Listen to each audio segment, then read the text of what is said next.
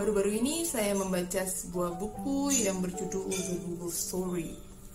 Buku ini sebenarnya adalah buku lama dalam rak buku saya, namun baru sempat saya baca beberapa hari yang lalu. Kalau kita sekilas melihat dari judulnya saja, kita langsung tahu bahwa buku ini bermaksud untuk menceritakan perjalanan Google dari awal ia ditemukan hingga menjadi sebesar sekarang ini. Google berawal dari dua mahasiswa doktoral bidang studi program ilmu komputer di Stanford University, Amerika Serikat, yang bernama Larry Page dan Sergey Brin. Dua orang ini kemudian menjadi dua tokoh muda yang begitu penting dan berpengaruh bagi kehidupan banyak orang. Ketika menjalani masa studinya, Larry Page tanpa sengaja menggunakan sebuah mesin pencarian online yang ada saat itu salah satunya, dan ia menemukan cara untuk mengembangkan sistem mesin pencarian online. Kemudian ia pergi membeli banyak komputer, mendownload data, menyusun algoritma, dan kemudian membuat apa yang dikenal dengan PageRank. PageRank sendiri adalah sebuah sistem yang menjadi cikal bakal sistem yang digunakan mesin pencarian online tersohor saat ini yang kita kenal dengan Google. Karyanya ini diketahui oleh Sergey Brin, temannya, dan juga pembimbing tesis dari Sergey Brin yang saat itu tertarik pada perkembangan mesin pencarian online karena AltaVista yang adalah mesin pencarian online tersohor pada saat itu dirasa kurang akurat dan kurang informatif ketika memberikan informasi yang dicari oleh penggunanya. Nah, pembimbing tesis dari Sergey Brin ini juga yang mempertemukan mereka dengan para investor Ventura yang kemudian membantu mereka untuk mengembangkan potensi besar dari PageRank menjadi sebuah korporasi bernama Google dan dengan produknya yang kita kenal seperti sekarang ini. Google juga menanggung biaya pendidikan dari anak-anak karyawannya sebagai salah satu benefit atau manfaat dari tunjangan kematian tersebut hingga kurang lebih yang berumur 19 hingga 23 tahun sebelum ia mandiri. Lingkungan kerja Google juga cukup terbilang unik. Kalau misalnya Anda baca di berita-berita, itu sudah banyak yang bilang bahwa Google merekrut orang-orang pintar. Google selain itu juga memberikan beberapa kebebasan, misalnya kebebasan untuk bermain di kantor, kebebasan untuk membawa peliharaan ke kantor, kebebasan untuk mengeksplor ide-ide kreatif dan inovatif di kantor selama jam kerja itu. Juga menyediakan berbagai fasilitas dan tunjangan seperti fasilitas kesehatan meliputi dokter, suster, dan tenaga medis yang standby di kantor. Juga tunjangan kematian kepada keluarga karyawan Google yang ditinggalkan. Nah, Bapak dan Ibu serta saudara sekalian, apa yang terjadi di Google agaknya mengingatkan saya pada satu ayat. Mari kita baca bersama-sama dari Amsal 11 ayat 24 hingga 25. Amsal 11 ayat 24 sampai 25 berbunyi, ada yang menyebar harta tetapi bertambah kaya. Ada yang menghemat secara luar biasa namun selalu berkekurangan.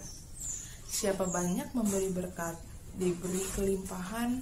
Siapa memberi minum, dia sendiri akan diberi minum.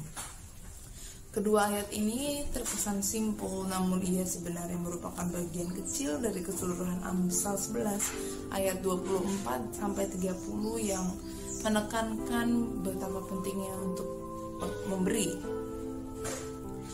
Harus saya akui bahwa memberi menjadi tantangan tersendiri, menjadi hal yang sulit untuk dilakukan, apalagi ketika kita berada di dalam masa pandemi dan new normal seperti ini.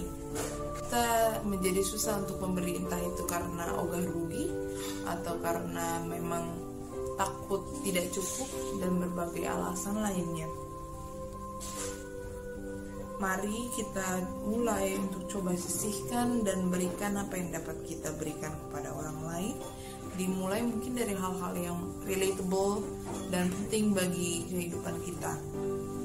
Misalnya kalau Anda berdonasi kepada para medis atau pekerja seniman, atau mungkin pekerja informal karena ada anggota keluarga Anda menjadi salah satu dari mereka, atau karena ada band kesayangan Anda sedang istilahnya kesusahan karena mereka banyak event yang di cancel, atau karena ada penjual nasi goreng, mie goreng dan sebagainya yang biasanya berkeliling di sekitar rumah Anda dan itu biasanya menjadi favorit Anda, tapi sekarang mereka kesusahan karena ada masa pandemi ini.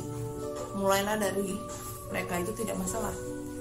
Namun kalau Anda merasa itu terlalu besar, Anda juga bisa memulai dari hal-hal kecil. Misalnya untuk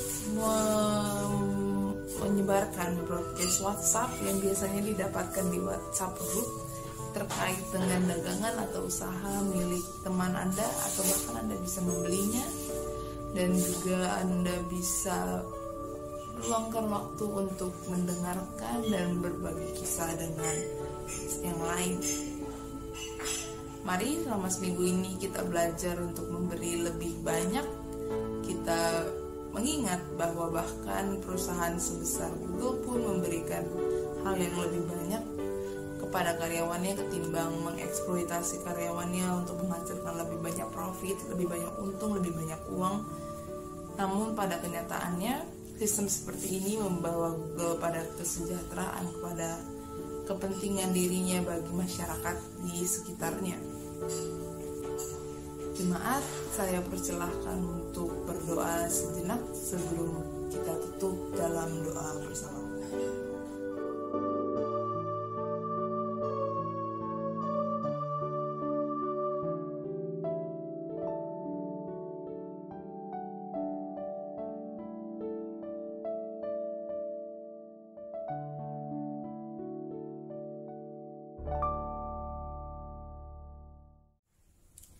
Bapak Surgawi, terima kasih karena pada pagi hari ini kami masih diperbolehkan untuk berkumpul dan membaca ayat Alkitab yang menjadi bacaan dan perenungan kami pada pagi hari ini, ya Tuhan. Tuhan, kiranya agar dalam seminggu ini kami boleh belajar untuk dapat memberi lebih banyak daripada yang kami inginkan untuk dapatkan, atau lebih banyak dari apa yang biasa kami berikan, ya Tuhan. Tuhan Yesus yang juga memampukan kami dalam melakukan hal ini, dan kiranya kami boleh terus merenungkan firman-Mu hingga menjadi lebih baik ke depannya. Terima kasih, dalam nama-Mu kami berdoa. Amin.